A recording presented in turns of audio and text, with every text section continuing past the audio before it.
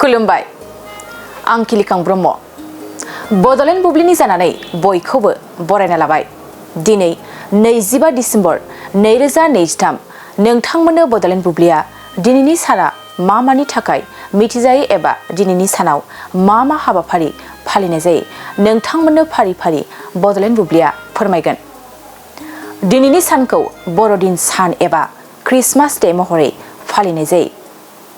बर'दिन सान एबा क्रिसमास डेखौ बोसोरफ्रोमबो 25 डिसेम्बराव जिसु ख्रीष्टनि जोनोम साननि गोसोखांथियाव फालिनाय जायो आरो दिनैनि सानावनो मोजां खुंथाय सान एबा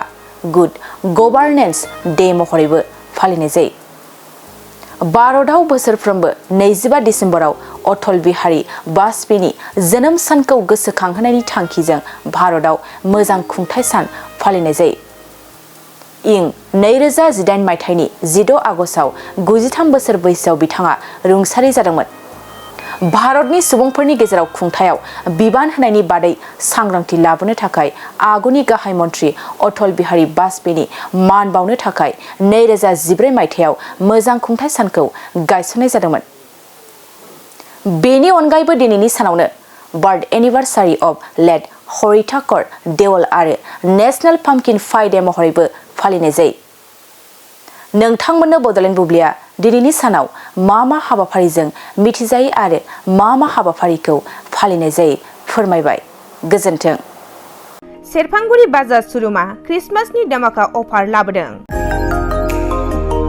क'क्राझार जिल्लानि सेरफांगुरियाव थानाय फुंखा एन्टारप्राइज बाजार श'रुमा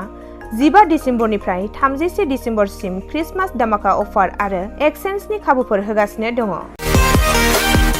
नोंथांमोना सेरफांगुरियाव थानाय फुंखा एन्टारप्राइज बाजार श'रुमजों लोगोसे कुसुगाव फेस्टिभ आउटलेट सराइबिल फेस्टिभ आउटलेट चिरां जिल्लानि सान्तिपुर फेस्टिभ आउटलेट आरो धुबरी जिल्लानि थामाहाट फेस्टिभ आउटलेट ब्रान्च श'रुमावबो खुंफुंजानाय क्रिसमास दामाका अफार एक्सचेन्जआव फैनानै नोंथांनि लुबैनाय बाजाजनि बाइकखौ लांफैनो हागोन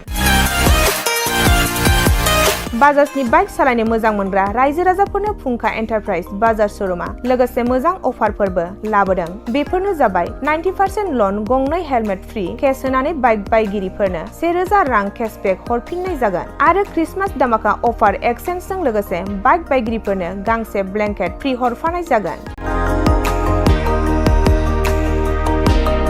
फुंखा एन्टारप्राइज बाजार श'रुमा आरो मोजां खाबुबो होबावदों 500 रां होग्रोनानै गोसोबायदि बाइकखौ आवग्रिना दोननो हागोन आरो गासै गारिजों लोगोसे मोनफा मोनफायै एस्युड गिफ्ट हरनाय जागोन आबुङै मिथिबावनो थाखाय 8158722656 आरो 9101547892 जानबुं नम्बराव खौरां लाहरनो हागोन